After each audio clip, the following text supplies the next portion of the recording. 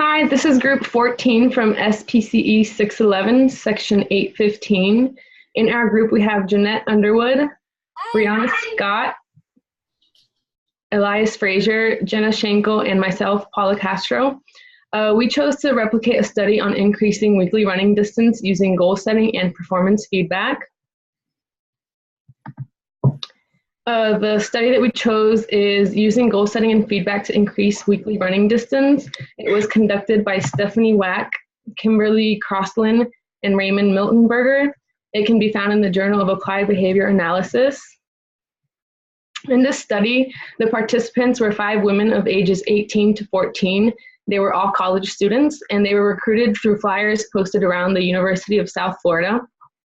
The participants were included in the study based on their health. They had to be in good health, and they couldn't have any conditions posing any health risks. The measurement and design for the study, the participants were given running equipment called a sport kit, which included a Nike sport band and a sensor. So the distance per running session was recorded using that sports band watch and a sensor. And the running episode was defined as a continuous speed faster than a brisk walk, which is about 4 miles per hour. The design that they used in the study was a multiple baseline design across participants with an embedded changing criterion design. For intervention 2, that's what they used the changing criterion design for, and it was used to assess effects of goal setting and performance feedback for each participant. In the baseline, the procedure was the participants wore the sports band during each run, but they did not set any short-term or long-term goals. And the data collection for baseline lasted 2 to 4 weeks. So for intervention 1, participants met with researchers to set long-term distance goals, which was the distance that each participant wanted to run in one session, and short-term goals, which were set at each weekly feedback meeting with the researcher. And participants were required to set a goal to run 3 times per week and to set higher goals for the next week. And they had to complete at least 2 of the 3 runs at or above their set criterion level, with the most recent run at or above the criterion level. So if the participant did not meet the requirements, she could choose to remain at the same criterion level or lower her goal for the next week. And the weekly meetings were held in person or via video conference with the researcher, and they lasted no longer than 20 minutes, and they were conducted to provide visual and descriptive performance feedback to participants and to set their short-term goals. For intervention 2, 3 participants failed to meet their criterion on multiple occasions, so this is what the intervention 2 came in. It was a modified version of intervention 1.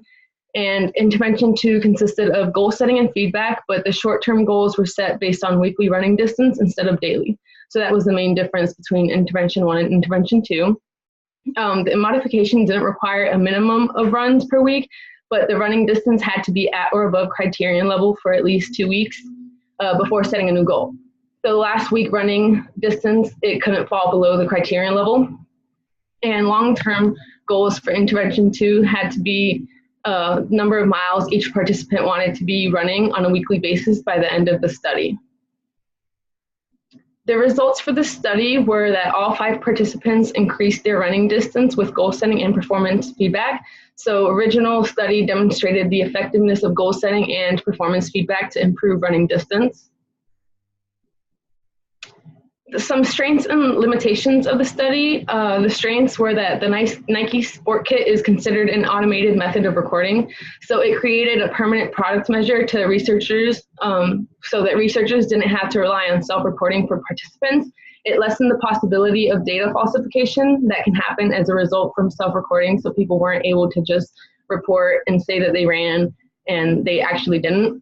Each participant could see that the progress towards their goal on their Nike sports band watch, so that was nice. They could see how far along they were running and whether they made any progress or not. Limitation of the study was the lack of maintenance data. For supporting literature, we chose a study conducted by Raymond Miltenberger again and Diego Balbuena. It was promoting physical activity among school-age children using feedback, goal setting, and rewards. In this study, the participants were 5 typically developing children of ages 8 to 11. They were recruited through flyers throughout the community, like the other study. And the children with the BMI of 23 or more were included in the study because they are considered overweight or obese by the CDC. And measurement and design, they used a non-current multiple baseline design across participants to assess the effectiveness of the intervention for increasing steps. And a changing criterion design was added for 2 participants to increase their goal in a gradual fashion. The target behavior was the number of steps recorded on a pedometer. The procedure for this study was the BMI of each participant was assessed, and instructions were given to the parents and the children who were running on how to use the pedometer. A questionnaire was provided to determine the reinforcers for each child, and spot checks were conducted daily throughout all phases by parents to assess tampering of the pedometer. So if they were shaking the pedometer just to increase their step count. During all phases, the pedometer data were collected in all settings and all throughout the day. The goal setting, contract preparation, pedometer checks, and delivery of rewards all occurred in the home. For baseline, the participants wore a pedometer sealed with tape so they could not see the step count throughout the day. For intervention 1, it consisted of feedback, goal setting, and rewards. That was what intervention 1 was.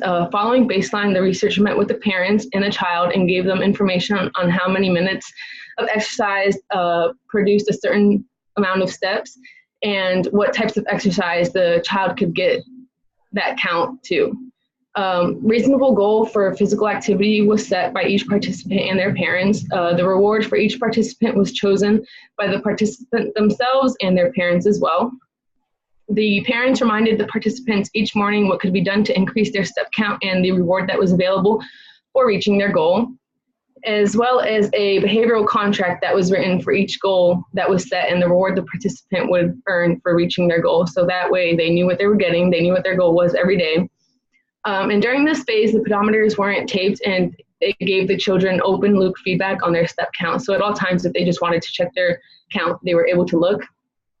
At the end of the day, the parent and the child discussed the step count on the pedometer and whether or not they had reached their goal for the day and whether the reward was earned or not. And the rewards were delivered on the following day only if the goal from the previous day was met. So participants and the researcher met every night to discuss the daily results, and all the participants participated in intervention 1. For intervention 2, this consisted of feedback, goal setting, rewards, and prompts. They added prompts to intervention 2, which is the main difference between the 2 interventions. The prompts were 3 daily phone calls from the researcher to the parent or child between 3 p.m. and 5 p.m. to discuss the step count, how many steps were needed to reach their goal, and how they could reach their goal for the day, if they needed advice on what exercises they could do. If the phone call was between the parent and the researcher, the parent was responsible for following up with the child and relaying the information. There was no guarantee that this occurred, so again, if they just had to assume that the information was relayed to the child. 3 participants participated in this intervention. And for maintenance, there was a maintenance phase. 2 participants participated in it. And during this maintenance phase, the pedometers were sealed with tape and they did not give the child feedback.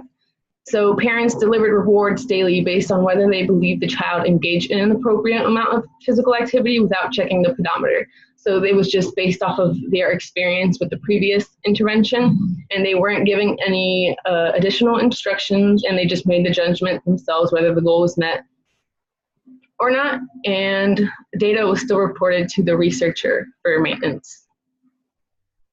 The results of the study were there was substantial variability in daily steps within the phases and overlapping data points across phases. There was an increase in the mean steps from the baseline for 3 of 5 participants during intervention 1, which was the feedback, goal setting, and rewards. And for that same intervention, there was no change for 2 of 5 participants. The 3 participants exposed to intervention 2, that's the feedback, goal setting, rewards, and prompting, they showed a further mean increase from baseline. And the two participants who participated in maintenance both maintained their previously increased steps. So overall, the study showed that goal setting plus rewards can increase physical activity among overweight and obese children. However, the children in the current study were not as responsive to the intervention until a daily phone call was added. So that daily phone call prompting was very helpful, and they all benefited from that. The intervention for increasing children exercise habits where parents were required to deliver rewards to their children for reaching specific step count can be somewhat effective, but the study showed that increases in steps were modest and highly variable during intervention 1, which was the feedback, goal setting, and rewards intervention. And when the researcher took an active role and contacted participants daily, it resulted in higher step counts for each child. So daily reminders may be critical for intervention aiming to increase children steps to recommended levels. And some strengths and limitations of the study. Some limitations were that parents rarely sent out data on a daily basis, making it difficult to make changes across the data, according to the data for the study. And also, if parents failed to review the contingency with the child on a daily basis, the child could have potentially met their step count goal and not receive the reward, which results in an extinction effect. The goals may have been set too high, which prevented participants from receiving their reward. They were never able to reach their goal, therefore they never got the reward, which could be it's not very motivating and discouraging. The data was not collected on the fidelity of parents' implementation of the intervention. So most parents reported on the social validity survey that they implemented the procedure only 50 to 75% of the time, which is a problem.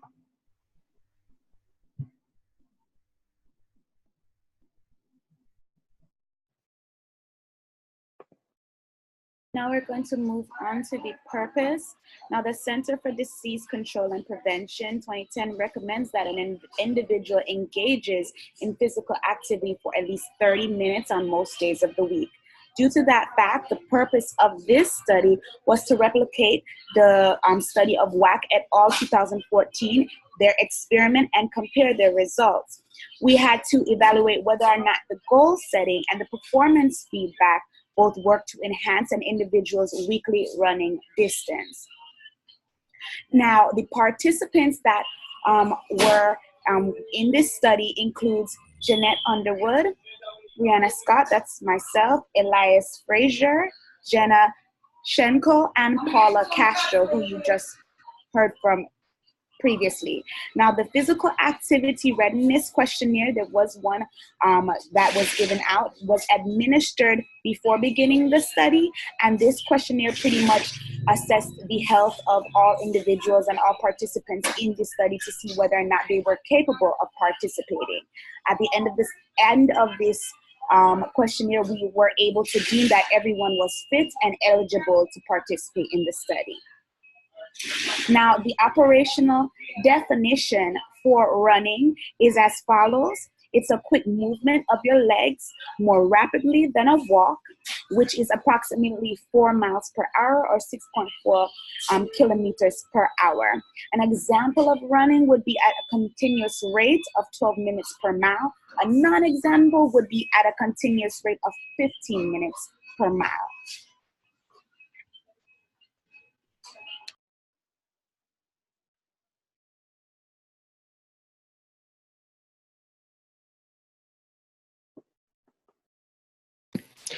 So for the data collection method that we decided to use, the group participants and the researcher went over the appropriate equipment to utilize for the study. As well, this included the Nike Run Club app. Now, this sports kit that the group utilized included each participant's cell phone and or watch and the Nike Run Club app.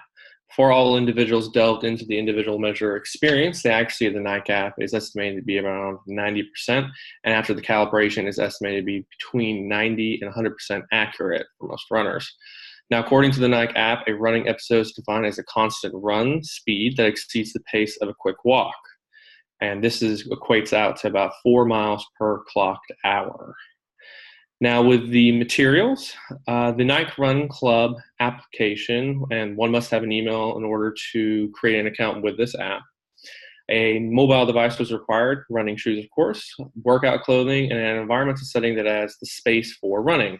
Some of us use treadmills, others ran in the park, around our neighborhoods, or around a track at a local school. And we also utilized the Google Hangouts, both the video and the chat functions, to meet with the researcher throughout the course of the study. For the design that was utilized was that of a multiple baseline design that was spread across each participant. Now, this included the changing criterion design for when intervention 2 was implemented as well. This was added to observe and assess the effects of goal implementation and performance feedback for each individual part of the study. In order for inter-observer agreement to be observed within the study, though, there was a utilization of 2 independent observers. The 2 observers were the researcher and the participant of the study, and both individuals recorded the date and the distance that each participant completed their running episode. This data was then taken from the Nike Run app, located on participants' watches and cellular devices, and the running episodes were recorded daily and broken down into sections. The participants of the study were 5 adults. There's 4 females and 1 male. The ages of the participants ranged from 23 to 27.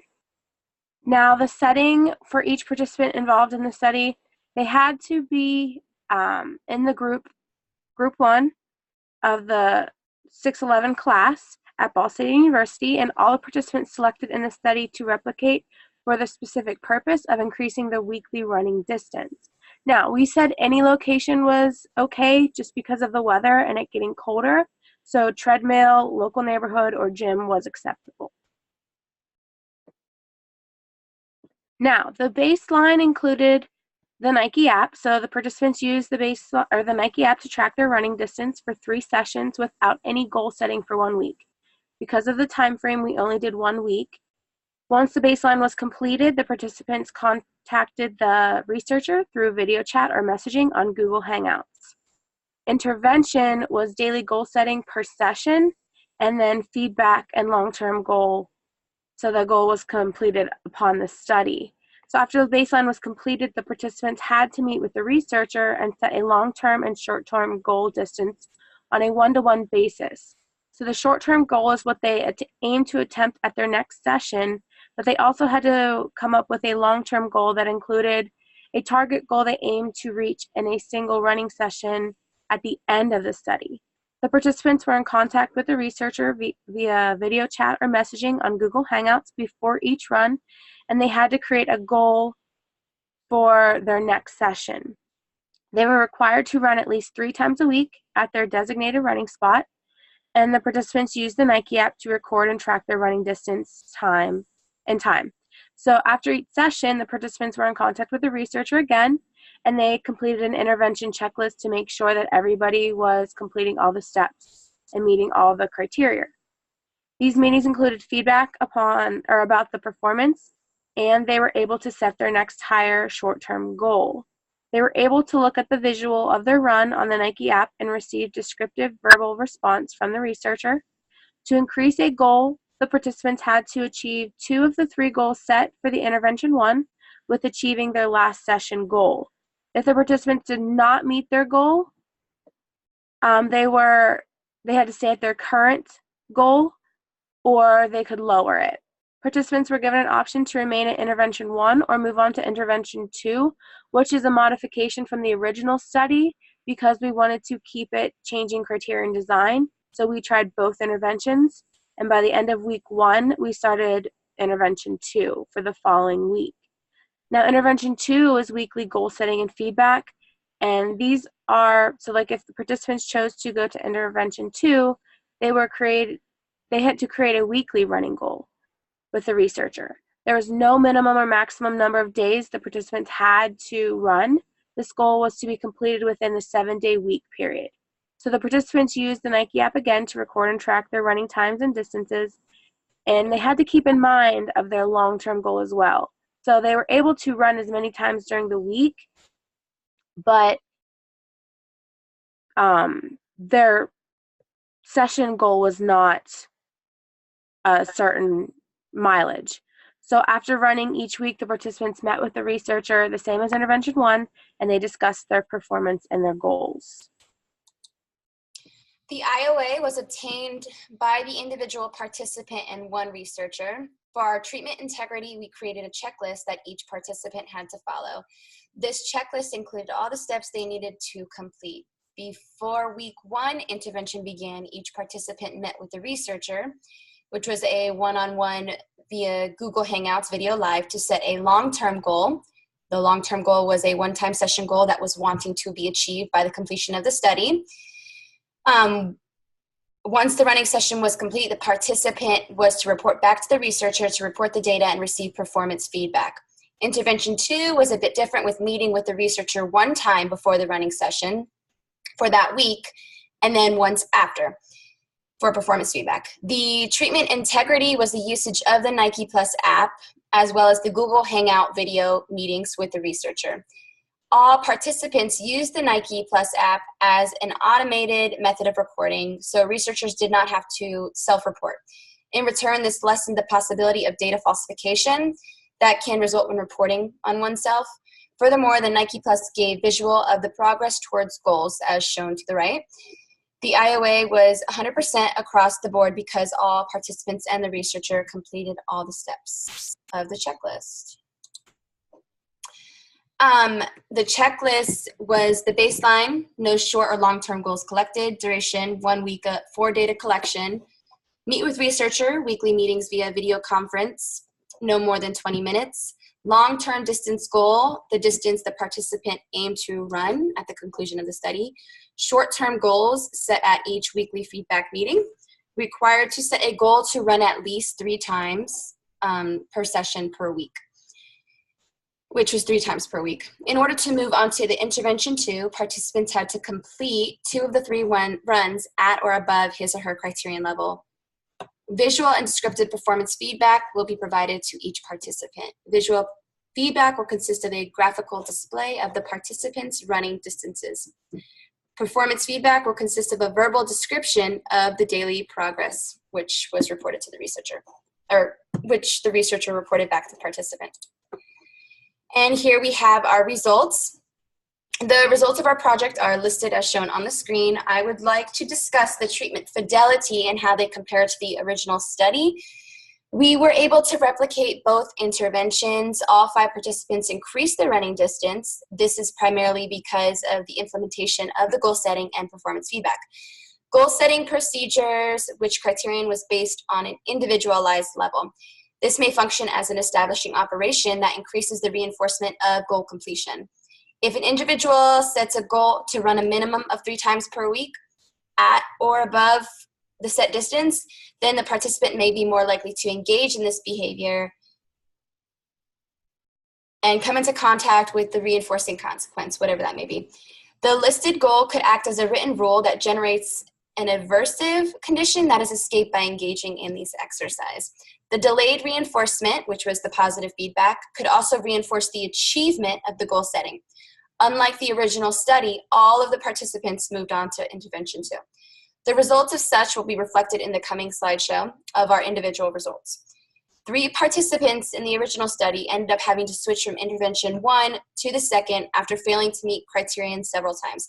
However, this was not the case in our project. The participants in our study chose to switch over to intervention 2 due to the lack of time and the need to replicate the original study using a changing criterion graph.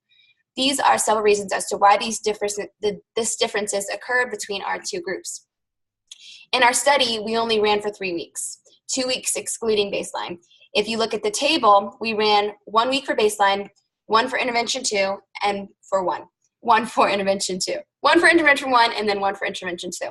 Whereas in the original, the least amount of weeks that the participants ran was 10, and the highest was 14 weeks. Another factor could be the low increase of the baseline mean to the mean in the last week of intervention. That participants in the original study increased their distance in intervention 2 at a higher value than we did. The smaller advances between criterion as well as the initial baseline measurements are reflected with more attainable goals, as well as an easier to reach consequence or outcome. Our individual criterion goals were independently selected for each week, and so on, based on how well we did in the previous session. Each criterion level was met each week by each student. Now, each participant will share their individual results.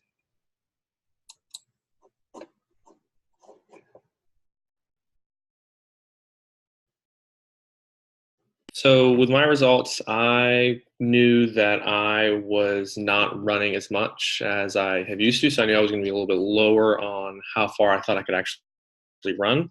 So I kind of started off a little bit lower. I gave myself some breathing room in what I was able to do for the individual sessions. That was especially the case for intervention 1. As far as the interventions go, I found that intervention 2 was a lot more effective for me just because it gave me kind of an end goal to meet. Where with intervention 1, we were focusing on me that singular goal per running session. The week 2, or intervention 2, I mean, allowed me to know that even if I didn't make it on that one day, as long as I kept going back and running, and I could eventually meet that goal in the end. And based off the results on my graph, you can see that I actually did improve over what I did in intervention 1 when I started using intervention 2 during that 3rd week we were running this study. So for me, intervention 2 was the more effective intervention when we were looking at the two and comparing them. So as you can see, we actually modified our graphs because of the time frame that we had. We only did 3 weeks compared to the 14 weeks. They did it, their graph was by week. We graphed by session, so we didn't have only 3 data points. In my opinion, I agree with Elias. I think intervention 2 worked better for me. As you can see, I slowly increased. My end goal was 2.5, and I actually, my long-term goal was 2.5, and I reached that.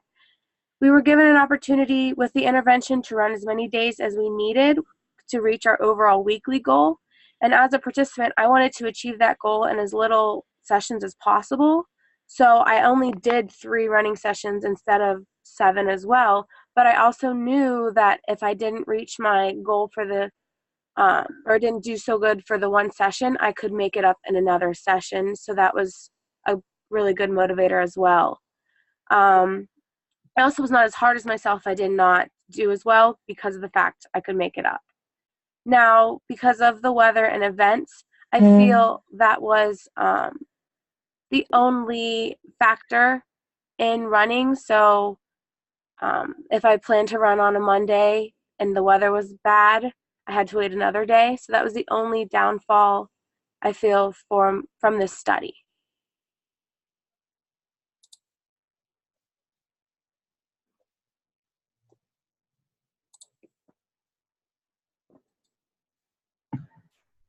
So for my results, overall, my goal for the end of the study was to run 3.5 miles per running session. And during baseline, I set that goal because I was running almost 3 miles, but as you can see in intervention 2, I did not reach that 3.5 mile goal. So for me in intervention 1, I actually was able to reach all my goals, all 3 sessions. And so, that's why I think that intervention 1 worked better for me. It was more effective knowing that there was a specific goal I needed to reach by each session or per run. And it was more motivating and pushed me to reach each goal when I ran versus intervention 2, where I knew I didn't necessarily have to reach a specific goal per run. It was simply based on a weekly goal. So it allowed me to slack on my runs. And as a result, I didn't reach my goal of 10 miles for intervention. So I feel that being able to just set the weekly goal, I wasn't reaching the mileage I needed to. So if I didn't reach the mileage one day, I just would tell myself, okay, I'll make it up the next day, and I wouldn't reach it that day. So I had one more day, and I had maybe 4 miles left, and I was like, I can't do that. So yeah, intervention 1 worked a lot better for me than intervention 2.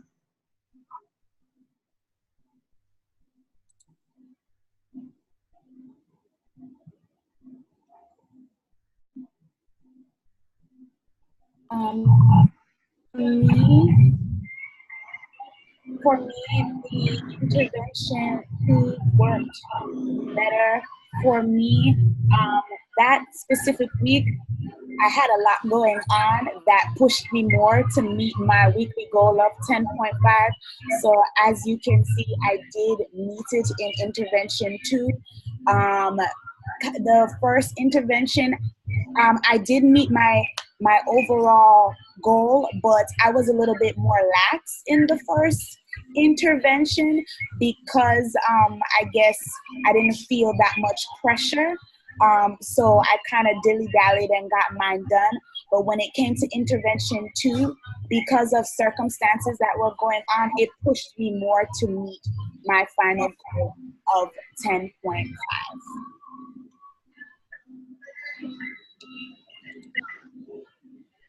Well, upon starting my baseline, I knew that I need to start my goal a bit lower, as you see, I'm not a runner. I don't like running, and I've never been really a good runner. So I knew that in order to make the study more reinforcing, I would have to start pretty basic. As you can see from my graph, there is an upward trend in both intervention 1 and 2. By both interventions, I'm referring to daily goal setting and then the weekly goal setting.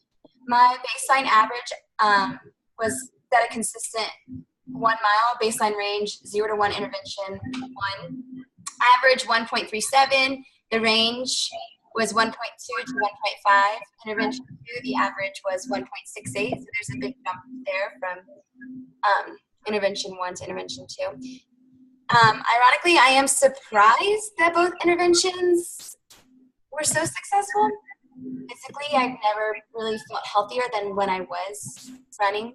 Personally, this study surprised me. When we first picked the study, I was absolutely dreading having to run.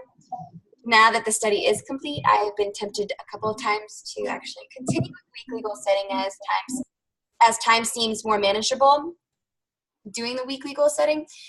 One thing that might have worked better for me in the study was giving me a different type of reinforcer, maybe tangible, or maybe a higher authority of a researcher, someone that is not myself. Then maybe my session distance would have been higher. Telling myself that I don't have to push myself harder wasn't really enough motivation to run better than a steady increase of a 1/10 of the mile increase in goal setting. So according to the Center for Disease Control and Prevention, the strengths of the study involve a benefits for the health. So it aided in weight loss or weight control, mental wellness, possible life extension, and cardiovascular health. Furthermore, we were able to set individual goals that were specific to us. The limitations of this study include the reporting to the researcher, who was also involved in the study as well. So she was a participant as well. So in addition, it is not known if the participants would continue to engage in the running behavior if the researcher support was not provided. With the study being over, are the participants still creating goals in running? So that maintenance is also a limitation. Future research should be examined and evaluating that long-term maintenance of goal setting and performance feedback with and without the support of the researcher. To conclude this study demonstrated the effectiveness of goal setting and performance feedback to improve running performance. As a group, moving forward in this study, some changes are warranted. First, when one is referring to the environment, there can be a lot of variables out of our control. Examples include the weather, the traffic, or even the elevation of some land. In order for the results to seem more accurate, setting an environment that is similar to all participants is more ideal, maybe an indoor track or treadmill. Furthermore, adding time to the session would also aid in our intervention implementation. Finally, having the researcher partake as a participant creates conflict within as well. Setting aside an individual role as researcher would better suffice. Overall, all participants agree that this study was effective through goal setting and performance feedback. Here are our references: Centers for Disease Control and Prevention, Thomas Reading Shepherd, and then WAC.